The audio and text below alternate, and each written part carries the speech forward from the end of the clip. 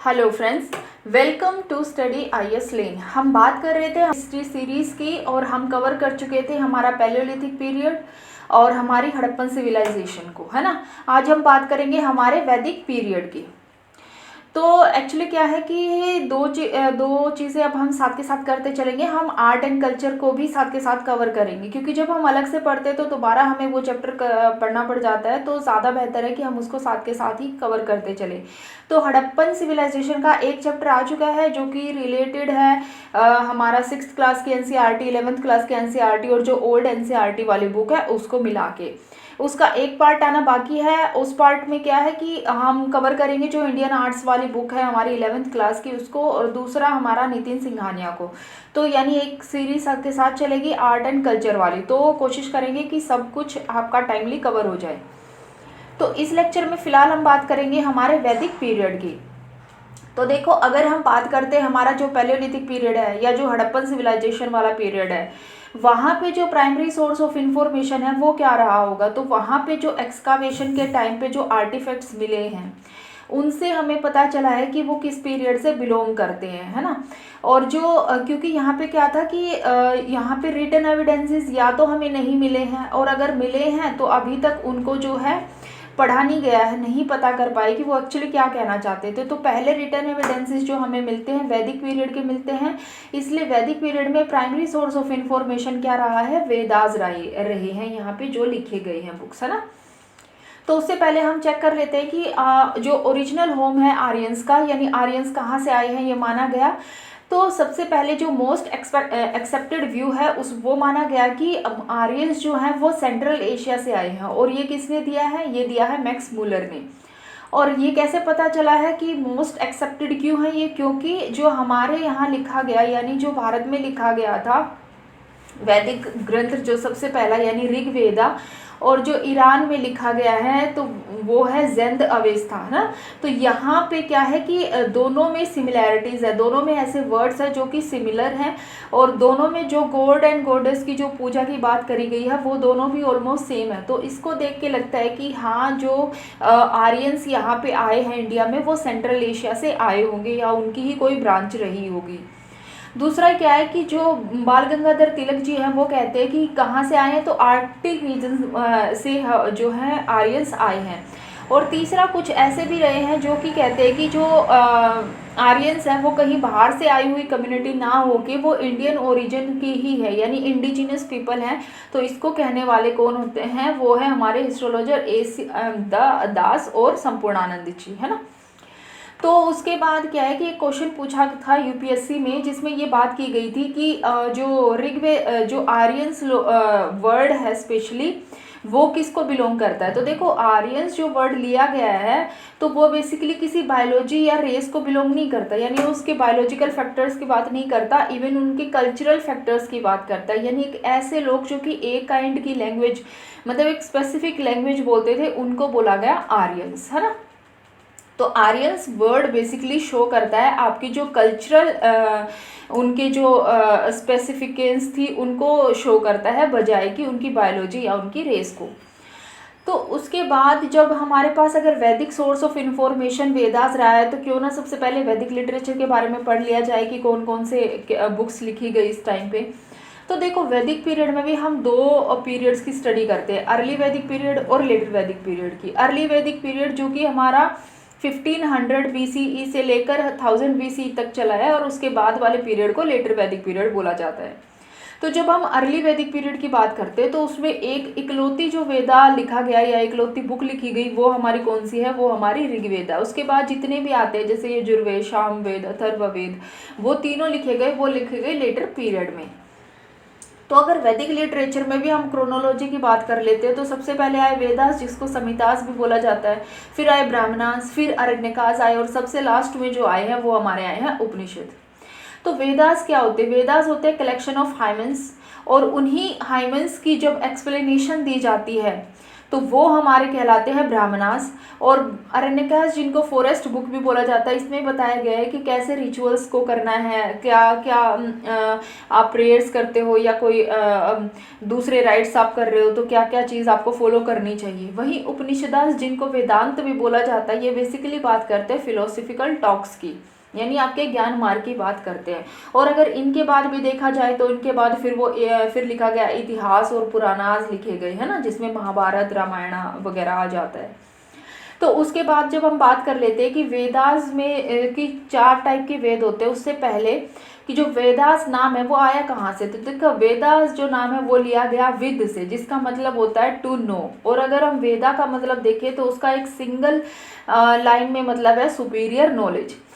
तो 4 टाइप के वेद हमारे लिखे गए। सबसे पहला था हमारा ऋग्वेदा, जो कि अर्ली पीरियड में लिखा गया और इकलौता था जो हमारा अर्ली पीरियड में लिखा गया है, सबसे ओल्डेस्ट है। दूसरा क्या है कि 1028 हाइमन्स इसमें दिए गए हैं, और इन हाइमन्स को भी अलग अलग मंडल कहें या बुक्स कहें तो बुक्स में डिवाइड है या फिर मंडल आप बोल सकते हो। और टोटल कितने मंडल है, तो टोटल मंडल है हमारे 10।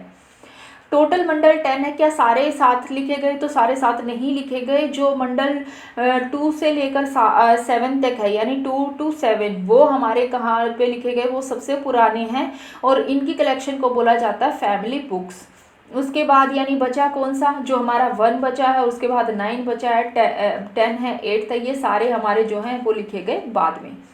तो जो सबसे लास्ट में लिखा गया वो हमारा कौन सा था, तो वो हमारा रहा है 10th मंडल। अब अगर हम ये देख लेते हैं कि जैसे कई बार यूपीएससी क्वेश्चन पूछ लेता है, जैसे क्वेश्चन पूछा था कि जो सत्यमेव जयते हैं वो कहाँ से लिया गया है, जिसका आंसर था मुंडको उपनिषद से। तो ऐसे क्वेश्चन पूछ सकता है। तो कई ऐसा हो सकता है कि वो पूछ ले गायत्री मंत्र जो है वो किस मंडल से बिलोंग करता है, तो वो हमारा कहाँ से बिलोंग करता है, 3rd मंडल से बिलोंग करता है। और अगर हम बात करें जो 9th मंडल है वो हमारा सबको पता है कि सोम देवता से इनका रिलेट करता है। और 10th मंडल जो है वहाँ पे अगर हम देखें तो 10th मंडल के पुरुष सूक्त में बात की गई है 4 वर्ण की। तो जब से सबसे पहले 4 वर्ण आते हैं तो उसकी बात की गई पुरुष सूक्त में। तो इससे ये भी फाइंड आउट होता है कि ऋग्वेदिक पीरियड में जो वर्ण वाला जो सिस्टम था वो नहीं था उस टाइम पे, है ना। ये जब शुरुआत हुई तो लेटर पीरियड में इसकी शुरुआत मानी जाती है, फिर आगे आगे बहुत ज़्यादा हो जाता है, या फिर हम कहें कि एंड ऑफ ऋग्वेदिक पीरियड इसकी शुरुआत मानी जाती है। तो दूसरा हमारा वेदास है। दूसरा क्या है कि जो ऋग्वेदा है ये हमारा जो यूनेस्को की इंटेंजिबल साइट है उसमें भी आता है ना।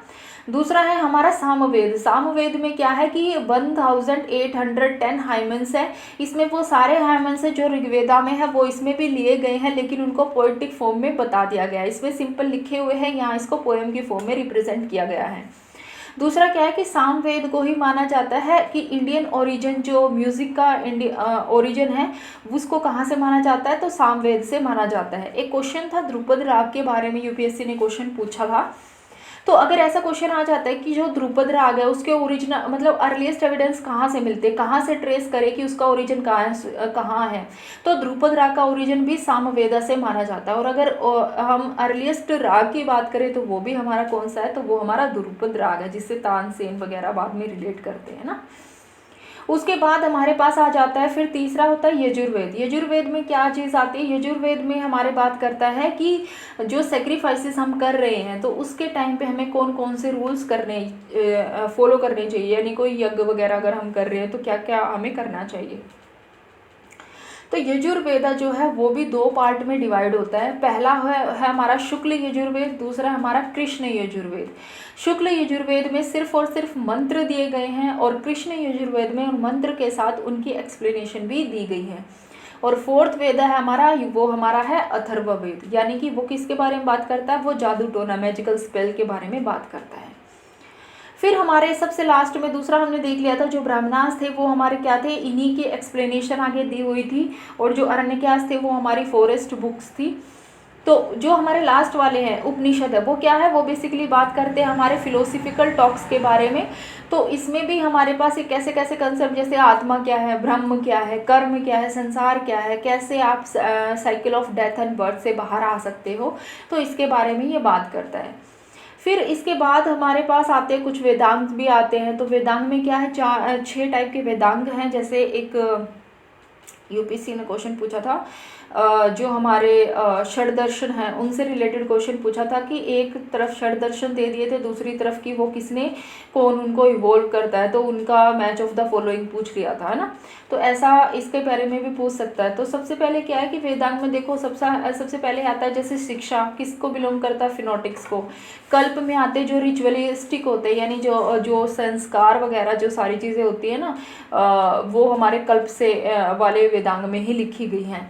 तीसरा है हमारा ज्योतिषा यानी एस्ट्रोनोलॉजी की बात करता है। व्याकरण यानी ग्रामर की बात करता है। निरुक्ता इथमोलॉजी यानी कि जो रूट वर्ड्स होते हैं वो कहाँ से आते हैं उनके बारे में बात करता है।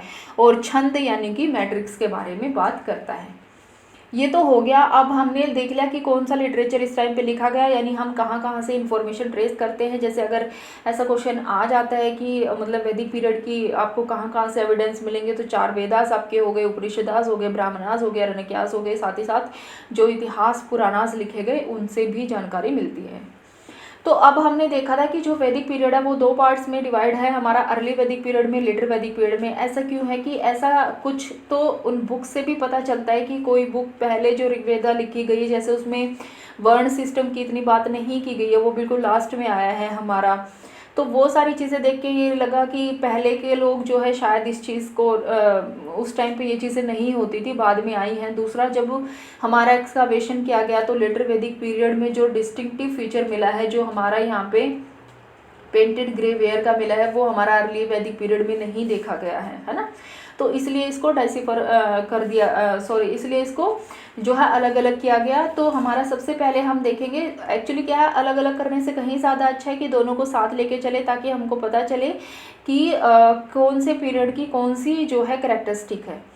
तो देखो अर्ली पीरियड की या लेटर वैदिक पीरियड की जब हम बात करते हैं तो सबसे पहले हम देखेंगे कि उनका ज्योग्राफिकल एक्सटेंशन कहाँ है।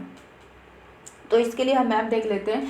जब हम बात करते हैं अर्ली वैदिक पीरियड की, तो वो कहाँ पे है, वो इस एरिया में बिलोंग करता है, यानी कि जो हमारा जो सप्त सैंधव प्रदेश जिसको बोला जाता है, यानी 7 रिवर्स वाला जो एरिया बोला जाता है, तो वहाँ पे आए हैं सबसे पहले अर्ली वैदिक पीरियड वाले लोग। दूसरा क्या है इसमें, क्या है एक दूसरा क्या है कि जब हमने हड़प्पन सिविलाइजेशन का डिके देखा था कि कैसे कैसे वो डिक्लाइन होनी शुरू हुई, तो उसमें हमने एक ये भी देखा था कि एक व्यू आता है कि बाहर से कुछ लोग आए होंगे, उनके बीच में वॉर हुआ होगा, और वो सारे एविडेंसेस हमें कहाँ से मिलते हैं, तो वो हमें सारे एविडेंसेस सुतकंगेडोर से मिलते हैं, है ना, जो आर्यंस इन्वेजन के एविडेंसेस हैं। तो ये भी पॉइंट याद रख लेना। दूसरा क्या है कि जब हम बात करते हैं हमारा लेटर वैदिक पीरियड की, तो लेटर वैदिक पीरियड ये जितना भी हमारा यहाँ पे ड्रॉ हो रखा है, ये हमारा लेटर वैदिक पीरियड है। यानी अगर ये वाला पीरियड हम बोलते हैं तो ये लेटर वैदिक पीरियड है। यानी कि अगर जो हमारा अर्ली वैदिक पीरियड है वो हमारा सप्त सैंधव प्रदेश तक रेस्ट्रिक्ट रहता है, उसके बाद जब वो ईस्ट की तरफ शिफ्ट होना शुरू हो जाते हैं तो हमारा पीरियड आ जाता है लेटर वैदिक पीरियड, जिसमें कि मिलती है पेंटेड ग्रे वेयर। तो ये मैप इसलिए भी इंपॉर्टेंट हो जाता है कि अगर ऐसे यूपीएससी कोई लोकेशन दे देती है पेंटेड ग्रे वेयर की, इधर वाली जैसे मेहरगढ़ वाली या हरियाणा वाली, जम्मू कश्मीर वाली, तो हमें पता है कि यहाँ पे वो चीज़ें नहीं मिली हैं, तो हम उसको इजीली जो है वो डिस्टिंग्विश कर सकते हैं। तो देखो सबसे पहले जो 7 रिवर्स की हम बात कर लेते हैं, तो कई बार उनके जो हमारे पुराने नाम है वो भी पूछ लिए जाते हैं। तो जैसे इंडस यानी कि सिंधु, झेलम यानी वितास्ता, चेनाब यानी अस्किनी, रावी यानी परुष्णी, ब्यास यानी विपासा, और सतलुज यानी शतुर्थी। अब अगर हम ये कहें कि इसमें सारे के सारे फैक्ट्स आते हैं जो एनसीईआरटी में कवर है, तो एनसीईआरटी बुक्स में जितने भी फैक्ट हैं मैंने कोशिश की है कि हर फैक्ट को उसमें ऐड कर दिया जाए, और उसके मैंने जब स्टार्टिंग की 2 वीडियो बनाई थी तो उसके एविडेंसेस भी मैंने डाले थे कि मैंने कोई लाइन नहीं छोड़ी है, फिर भी आप चेक कर सकते हैं। बाकी इसमें एनसीईआरटी के अलावा भी कुछ फैक्ट आपको मिलेंगे जो उस टाइम मेरे दिमाग में आए, तो मैंने उनको डाल दिया था। लेटर वैदिक पीरियड की अगर बात करें तो ये लोग क्या है, इन्होंने शिफ्ट करना शुरू कर दिया था टुवर्ड ईस्ट, और इसके दूसरे एविडेंसेस हमें कहाँ से मिले हैं। एक तो हमें मिल गया कि जो हमने वहाँ पे एक्सकावेशन की है उससे हमें पेंटेड ग्रेवियर जो वहाँ की डिस्टिंग्विश फीचर है उससे हमने इसको अलग अलग कर लिया था। दूसरा क्या है, जब हम बात करते हैं शतपथ ब्राह्मण की, तो वहाँ पे भी एविडेंसेस मिले हैं कि जो लेटर पीरियड में वैदिक लोग हैं उन्होंने क्या करना शुरू कर दिया था, ईस्ट की तरफ आना शुरू कर दिया था, यानी इंडो गंगेटिक रीजन की तरफ आना शुरू कर दिया था। और लेटर वैदिक पीरियड में ही इंडिया को 3 पार्ट में डिवाइड करके दिखाया गया है। पहला आर्यव्रत, दूसरा है हमारा मध्य देश, और तीसरा है हमारा दक्षिणापथ, है ना। आर्यव्रत यानी नॉर्थ इंडिया की बात कर लेते हैं, मध्य देश यानी सबको पता है सेंट्रल इंडिया की बात कर रहा है, और दक्षिणापथ यानी कि साउथ इंडिया की बात कर रहा है। अब अगर ये तो हमने देख लिया, अब अगर हम बात करें कि जो अर्ली वैदिक पीरियड हमने देख लिया कि उनका ज्योग्राफिकल एक्सटेंशन कैसा था, अब दूसरा हम बात कर लेते कि उनकी पॉलिटिकल लाइफ कैसी रही होगी। तो जब हम अर्ली वैदिक पीरियड की बात करते हैं ना, तो अर्ली वैदिक पीरियड में क्या है हमारा कि यहाँ पे क्या है, चीफडम्स होते थे, यानी छोटे छोटे राज्य यहाँ पे होते थे। राज्य वर्ड बोलना भी शायद सही नहीं होगा इसके लिए। तो यहाँ पे क्या थी, जो ट्राइबल लोग थे वो एक जगह इकट्ठा होकर छोटी कम्युनिटी बना के जो रहते थे, तो उसी कम्युनिटी पे रूल करने वाला एक राजा होता था। तो यहाँ पे अगर हम देखें जैसे कि जो मगधा किंगडम वाला है, यानी बड़े बड़े राज्यों का कोई यहाँ पे एग्जिस्टेंस नहीं देखा गया है। तो यहाँ पे या तो हम बोले उनको चीफडम्स बोले या फिर ट्राइबल टेरिटरी बोले तो ज़्यादा सही रहेगा। तो अर्ली वैदिक पीरियड में हमारे पास क्या है, छोटे छोटे चीफडम्स होते हैं। अब जो एडमिनिस्ट्रेशन होता है उसका सेंटर में क्या है, जैसे आज के टाइम पे देखें तो प्राइम मिनिस्टर है, तो उस टाइम सेंटर में कौन होता होगा, ऑब्वियस सी बात है जो उनका चीफ है, जिसको बोला जाता था राजन। तो राजन यानी उनका जो चीफ होता था, जो कि उस ट्राइब को प्रोटेक्ट करता था, प्रोटेक्टर ऑफ ट्राइब भी उसको बोला जाता था। तो राजन की जो उस टाइम पे राजन की पोस्ट होती थी, यानी अर्ली वैदिक पीरियड में, तो वो हेरिडेटरी नहीं होती थी, बल्कि उसको इलेक्ट किया जाता था। और इलेक्ट करने के लिए एक समिति बनाई जाती थी जो एल्डर पीपल्स की थी, वो इलेक्ट करती थी कि कौन आने वाले टाइम मतलब कौन चीफ होगा हमारा अगला। तो उसके बाद देखिए तो असेंबलीज की बात कर लेते हैं। अब हम जब असेंबली की बात आ गई है, तो सबसे पहले 4 टाइप की असेंबली होती थी उस टाइम पे, सभा, समिति, गण और विधाता। तो सभा और समिति इन दोनों को मोस्ट इम्पोर्टेंट माना जाता है। और इनमें से 2 ऐसी है असेंबलीज जिनकी वुमेन पार्ट ले सकती थी जिनमें, और 2 ऐसी है जिनमें वुमेन का कोई पार्टिसिपेशन नहीं होता था। तो देखो अगर वुमेन की बात करें कि हम वुमेन किस में पार्ट ले सकती थी, तो हमारी सभा और विधाता दोनों में वुमेन पार्ट ले सकती थी। लेकिन समिति इसको याद रख लेना कि जो राजा को चुनते थे, यानी जो आम लोग, जनरल काउंसिल जिसको बोला जाता है, उसमें वुमेन नहीं होती थी। और गण वाली में भी वुमेन नहीं होती थी, यानी कि उनकी गण किससे रिलेट करता था, उनके मिलिट्री मैटर्स को डील करता था। वहीं सभा में इलीट बॉडी यानी जितने भी बड़े बूढ़े लोग होते थे, अगर कोई वैसा मैटर आ जाता है इम्पोर्टेंस का, तो उसको सोल्व करने के लिए विधाता क्या होती थी कि जब वो वॉर जीत के आते थे, तो जो भी उनको डिस्ट्रीब्यूशन मतलब जो भी उनको चीज़ें मिलती थी, उस टाइम पे क्या होता था कि कैटल वेल्थ को ही सबसे इम्पोर्टेंट माना जाता था। तो उसका डिस्ट्रीब्यूशन कैसे होगा, वो कमेटी कौन तय करती थी कमेटी हमारी विधाता, है ना। फिर दूसरा अगर हम बात कर लेते हैं तो क्या अर्ली वैदिक पीरियड में हमारे पास रेगुलर आर्मी होती थी। जब राजा की पोस्ट ही जो है हेरिडिटरी नहीं होती थी, उसका इलेक्शन होता था, तो यहाँ पे कोई रेगुलर आर्मी भी नहीं होती थी। तो रेगुलर आर्मी नहीं होती थी तो फिर ये लोग लड़ते कैसे थे। जब लड़ाई झगड़ा होता था तो उस टाइम पे ये क्या करते थे, जो इनके डिफरेंट ट्राइबल ग्रुप्स हैं जो इनके आसपास के हैं, जो इनको सपोर्ट कर रहे हैं, जैसे उनको गण, ग्रामा या सरदा भी बोला जाता था, तो उनको वो लोग इकट्ठा होकर लड़ते थे, है ना। तो ये ऐसे वर्ड है ना, कई बार यूपीएससी पूछ लेता है कि इस वर्ड का क्या मतलब, और आजकल तो आई थिंक हर साल ऐसा क्वेश्चन पूछा जाता है। तो ये याद रखना कि जैसे गण से भी समझ सकते, ग्राम से भी समझ सकते, बट सरदा वाला जो वर्ड है वो नया है, तो उसको थोड़ा सा ध्यान रखना। दूसरा क्या है कि यहाँ पे टैक्स होते थे, तो कोई टैक्स कलेक्शन ऑफिसर इस टाइम पे नहीं देखा गया, तो ये भी समझा गया कि टैक्सेस वगैरह का सिस्टम जो है वो अर्ली वैदिक पीरियड में नहीं था। फिर राजा अपने सारे काम करता कैसे था, तो देखो राजा क्या होता था, राजा की के साथ कुछ फंक्शनरीज भी असिस्ट करते थे उसको, कुछ लोग और भी होते थे। तो वो कौन कौन से थे, सबसे पहले तो हमने देख लिया कि टैक्स ऑफिसर कोई नहीं होता था, क्योंकि कोई टैक्स का सिस्टम नहीं था।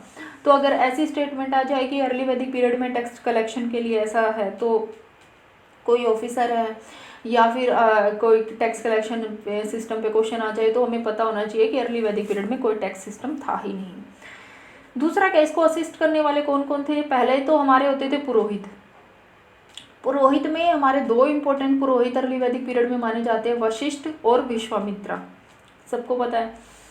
दूसरा ये क्या करते थे, पुरोहित क्या करते थे, राजा को इंस्पायर करते थे किसी भी मैटर पे कि आपको कैसे डील करनी है, पब्लिक से कैसे डील करनी चाहिए, क्या कैसे काम आपको करनी चाहिए। उसके बाद राजा उनको रिवॉर्ड देते थे। रिवॉर्ड में उनको क्या मिलता था, तो काऊ मिलती थी, क्योंकि कैटल वेल्थ ही उस टाइम पे सबसे ज़्यादा अहमियत रखती थी। और दूसरा वहाँ पे वुमेन स्लेव्स दी जाती थी। अब बाद में ये भी देखा गया कि एग्रीकल्चर तो उस टाइम पे इतना प्रोमिनेंट था नहीं, तो वुमेन स्लेव्स का काम क्या होता था, तो जो इनके फैमिली वर्क्स होते थे बेसिकली ये वो निपटाते थे। ठीक है। दूसरा यहाँ पे क्या था, दूसरे यहाँ पे सेनानी होते थे, यानी जो इनके स्वॉर्ड्स वगैरह की का ध्यान रखते थे, उनसे डील करते थे। तो दूसरे हमारे जो फंक्शनरी थी वो ये थी। टैक्स ऑफिसर कोई नहीं होता था, देख लिया। उसके बाद बली एक वर्ड है, बली क्या होता है, जो भी अपनी मर्जी से जब वो देते थे, मतलब जो आपको जो आपका राजा होता है, आपका जो प्रोटेक्टर होता है, जब वो लोग उसको अपनी मर्जी से कोई गिफ्ट देते थे तो उसको बोलते थे बली। दूसरा क्या है कि जब ये लोग लड़ते थे, यानी वॉर लड़ने जब जाते थे, तो किसके किसके लिए वॉर लड़ते थे, तो ऑब्वियस सी बात है उस टाइम पे कैटल वेल्थ के लिए वॉर लड़ा जाता था, काऊ के लिए वॉर लड़ा जाता था। तो उस वर्ड को बोला जाता है गविष्ठी, यानी अगर गविष्ठी आ जाता तब भी मतलब है सर्च ऑफ काऊ, और यहाँ वॉर से मतलब है सर्च ऑफ काऊ। ये किसी टेरिटरी को लेकर नहीं लड़ रहे हैं उस टाइम पे, ये चीज़ याद रखने वाली है जो कि बाद में आती है। दूसरा, अगर कहें कि ऋग्वेदा में ना ऐसा कोई भी सिस्टम नहीं दिया हुआ कि एडमिनिस्ट्रेटिव जस्टिस भी था, कि अगर कोई गलत करता था तो उसको कैसे सज़ा मिलती थी, तो ऐसा भी नहीं दिया हुआ है। फिर क्या वो एक नोबल सोसाइटी थी, तो ऑब्वियस सी बात है नोबल सोसाइटी भी नहीं थी, बट स्पाई होते थे वहाँ पे ना, ये याद रखना। दूसरा क्या है कि कोई सिविल सिस्टम या टेरिटोरियल एडमिनिस्ट्रेशन नहीं होता था, ये तो हमने देख ही लिया, क्योंकि ये परपिचुअल एक्सपेंशन की स्टेज थी, इसमें आगे लोग एक्सपेंड करते जा रहे थे। सब सैंधव प्रदेश थे वो इंडो जनजेटिक प्लेन की तरफ आ रहे थे, तो ऑब्वियस सी बात है वो कहीं रुक के उन्होंने अपनी टेरिटरी नहीं बनाई है। तो ये चीज़ें यहाँ पे देख, अब टेरिटोरियल सिस्टम अगर टेरिटरी नहीं है तो उसमें सिविल सिस्टम तो अप्लाई हो ही नहीं सकता। दूसरा क्या है, जब हम बात कर लेते हैं कि जो इनका रिलेशन कैसा था इंडिजिनस पीपल के साथ, यानी जब ये बाहर से आए हैं तो ऑब्वियस सी बात है कि उस टाइम पे इंडिया में जो लोग रहे होंगे उनसे इनका रिलेशन कैसा था। तो देखो दो टाइप के लोग यहाँ पे थे, दास और दस्यूज। दास जो होते हैं उनको ईरानियन लिटरेचर में भी मेंशन किया गया है। तो ये देखा गया है कि जो आर्यंस लोग थे ना वो दासों के लिए तो फिर भी थोड़ा सा लीनियंट थे, और जो दस्यूज थे वो इनके लिए जो है वो बिल्कुल इनको स्ट्रांगली होस्टाइल करके रखते थे, तो इनके लिए वो कोई लीनियंट नहीं थे। तो ये देखा गया कि जो दस्यूज होते हैं ना उनको बोला गया कि ये लोग फेलस वर्शिप करते हैं, यानी बेसिकली हड़प्पन सिविलाइजेशन के लोग ये कुछ रहे होंगे, तो ये यहाँ के ओरिजिनल इनहेबिटेंट थे, है ना। तो और ये फेलस वर्शिप का जो करते थे नॉन आर्यन लोग, इसके एविडेंसेस भी हमें कहाँ से मिलते हैं, तो इसके एविडेंसेस भी हमें ऋग्वेदा से मिलते हैं। ऋग्वेदा में एक वर्ड भी दिया हुआ है दस्यु हत्या करके ना, कि ये लोग उनके वो कर देते थे हत्या। तो उसके बाद क्या है, अब दास पे, जो दास क्या था, दास माना गया कि जो अर्लीस्ट टाइम पे जो आर्यंस लोग आए होंगे, जो सबसे पहली ब्रांच आई होगी आर्यंस की, तो ये माना गया कि उनको एक वर्ड दे दिया गया कि वो लोग क्या थे, वो थे हमारे दासास। तो यहाँ पे जो एक वर्ड दिया था एनसीईआरटी में वो था त्रास दस्यु, यानी ये क्या था कि वो आर्यन चीफ जो कि दोनों को एम्पावर कर लेता, दास को भी और दस्युस को भी। तो पूछ सकते हैं कि त्रास दस्यु वर्ड जो है वो किससे रिलेटेड था। अब देखो जब हम देखते हैं कि ये लोग लड़ने जाते हैं तो हम ये भी चीज़ देखते हैं कि दो टाइप के कन्फ्लिक्ट उस टाइम पे होते हैं ट्राइबल्स में। एक तो क्या होता है कि वो लोग लड़ते हैं प्री आर्यंस के साथ, यानी ये दस्यूस के साथ लड़ते हैं। दूसरा क्या होता है वो खुद से भी लड़ रहे हैं, है ना, आपस में भी लड़ रहे हैं कि एक ट्राइब दूसरे ट्राइब से कैटल के लिए लड़ रही है। जैसे हमने देखा था कि ऋग्वेद में दशराजन युद्ध का वर्णन किया गया, जिसमें सुदास जो है भरत ट्राइब का है वो लड़ता है दस के साथ, और सुदास फिर उसको जीतता है। और ये कहाँ पे होता है, परुष्णी रिवर पे होता है, जिसके नाम पे फिर भारत नाम पड़ता है, जिस ट्राइब के नाम पे हमारा, है ना। उसके बाद अगर हम लेटर वैदिक पीरियड के पॉलिटिकल लाइफ की बात कर लेते हैं तो यहाँ पे देखो असेंबलीज जिनका इंपॉर्टेंस अर्ली वैदिक पीरियड में था यहाँ पे कम हो जाती है। विधाता जो असेंबली थी जो कि रीडिस्ट्रीब्यूशन करती थी वेल्थ का, जो कि वॉर के टाइम पे वॉर बूटी आती थी, तो वो कम्प्लीटली यहाँ पे डिसअपियर्ड हो चुकी है। रॉयल डोमिनेंस जो है असेंबली में वो बढ़ चुका है, वुमेन की एंट्री पे बैन लग चुका है। अब टेरिटोरियल किंगडम जनपद वगैरह आने शुरू हो गए हैं, लास्ट में महाजनपद आज तक बन जाते हैं। अगर बात करें ऋग्वेदा की, तो देखो अगर ऐसी कोई स्टेटमेंट आ जाती है कि ऋग्वेदा में राष्ट्र या जनपद के बारे में बात की गई है, तो ऐसा कोई वर्ड जो है वो मेंशन ही नहीं है ना। लेटर वैदिक पीरियड में ऐसा वर्ड सबसे पहले निकल के आया है। तो यहाँ पे क्या है, राजा का इन्फ्लुएंस बढ़ने लगा, रिचुअल्स बढ़ने लगे, यज्ञ यज्ञ जो है बड़े बड़े यज्ञ कराए जाने लगे। जो जितना बड़ा यज्ञ कराता था उतना बड़ा राजा उसको माना जाता था। जैसे अश्वमेध यज्ञ था, वाजपेयी यज्ञ है, राजसूय यज्ञ है। उसके बाद टैक्स टैक्स तो यहाँ पे टैक्स की कलेक्शन होने लगी, तो टैक्स ऑफिसर भी आया, तो वो था हमारा संग्रहित्री। इस वर्ड को भी याद रखना है, लेटर वैदिक पीरियड में ये हमारा आता है। उसके बाद सोसाइटी की एक्चुअली ज़्यादा लंबी क्लास हो जाएगी है ना, तो हम क्या करेंगे, इसकी सेकंड पार्ट को हम नेक्स्ट वीडियो में कंटिन्यू करते हैं और फिर हम नेक्स्ट वीडियो में मिलते हैं। तो अगर आपको ये वीडियो पसंद आया तो हमारे लेक्चर को ज़रूर देखिए और हमारी वीडियोज़ को लाइक शेयर और सब्सक्राइब करना ना भूलें। मिलते हैं नेक्स्ट वीडियो में। Till then thank you, bye bye.